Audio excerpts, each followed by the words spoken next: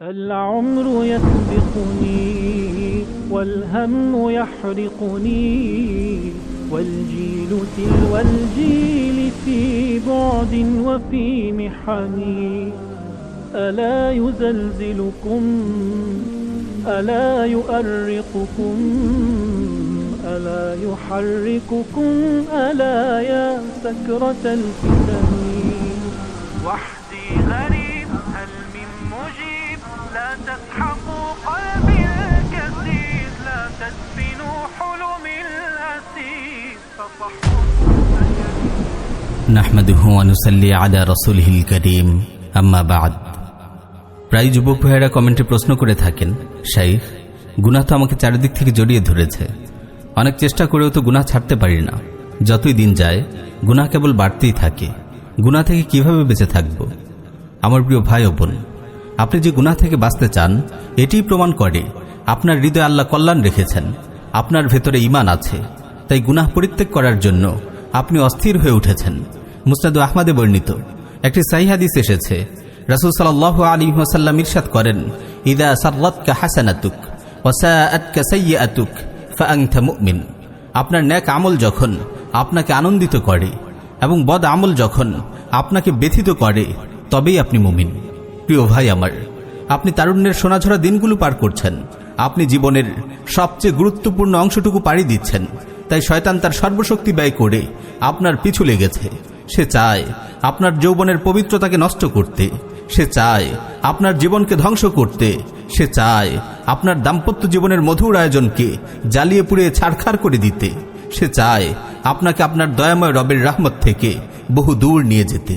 তাই এই সময় আপনাকে পূর্ণ সাবধান থাকতে হবে, কোমর বেঁধে শয়তানের বিরুদ্ধে যুদ্ধে ঝাঁপিয়ে পড়তে হবে। প্রিয় ভাই ও বোন, আজ আমরা গুনাহ থেকে বাঁচার কার্যকর তিনটি উপায় নিয়ে আলোচনা করব ইনশাআল্লাহ।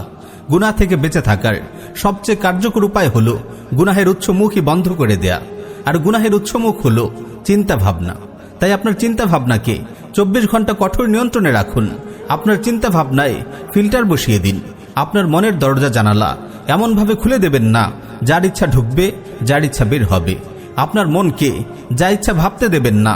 মনে রাখবেন, যত গুনাহে আপনি লিপ্ত হন তার শুরুটা আপনার চিন্তা ভাবনা থেকেই শুরু হয়। প্রথমে গুনাহের চিন্তাটি আপনার মনে উদিত হয়, তারপর সেটি নিয়ে আপনি আরও ভাবতে থাকেন, তারপর একটি মোটামুটি পরিকল্পনা দাঁড় করান, তারপর গুনাহটি সম্পাদন করেন। আপনি যদি মনে আসতেই গুনাহের চিন্তাটিকে থামিয়ে দিতে পারেন, তবে ইনশাআল্লাহ আপনি গুনাহ থেকে সফলভাবে বেঁচে থাকতে পারবেন।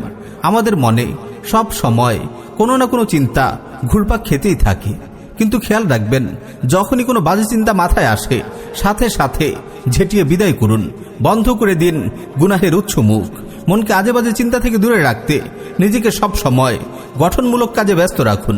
5 ওয়াক্ত সালাত যে কোনো মূল্যে মসজিদে গিয়ে জামাতের সাথে আদায় করুন। প্রতিদিন নির্দিষ্ট পরিমাণ কোরআন তিলাওয়াত করুন। সকাল বিকালের আজকারগুলো গুরুত্ব সহকারে আদায় করুন।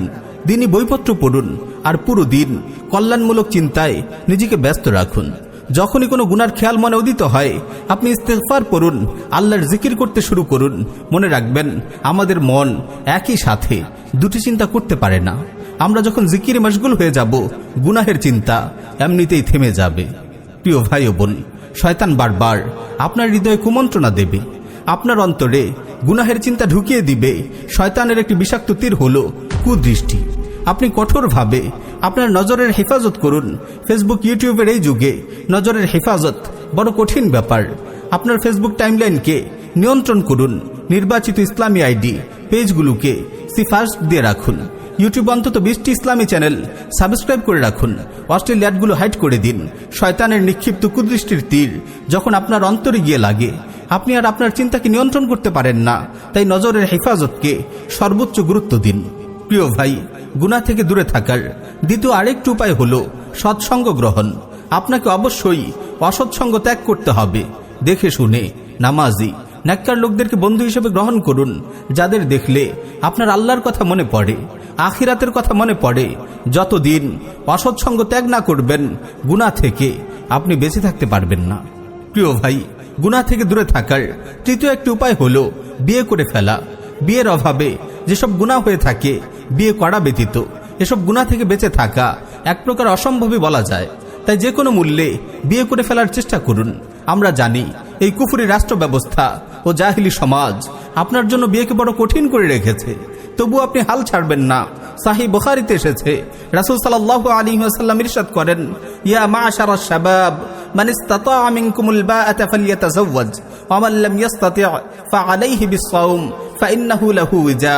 হে তরুণ সমাজ, তোমাদের মধ্যে যাদের সামর্থ্য আছে বিয়ে করে নাও, যাদের সামর্থ্য নেই তারা সাওম পালন করো, কারণ সাওম জৈবিক তাড়না দমন করে। প্রিয় ভাই, দুনিয়াতে একটি সুখময় জীবনের জন্য এবং আখিরাতে জাহান্নামের কঠিন আগুন থেকে বাঁচার জন্য আপনাকে মরণপণ সংগ্রাম চালিয়ে যেতে হবে। আপনি যদি আপনার যৌবনকে পবিত্র রাখতে পারেন, তারুণ্যের উর্বর দিনগুলোতে ইবাদতের ফসল ফলাতে পারেন, তবে আল্লাহ তাআলা আপনার জীবনকে সমৃদ্ধি ও সাফল্যে ভরে দিবেন। আল্লাহ আমাদের সবাইকে আমল করার তৌফিক দিন। আমিন ইয়া রাব্বাল আলামিন।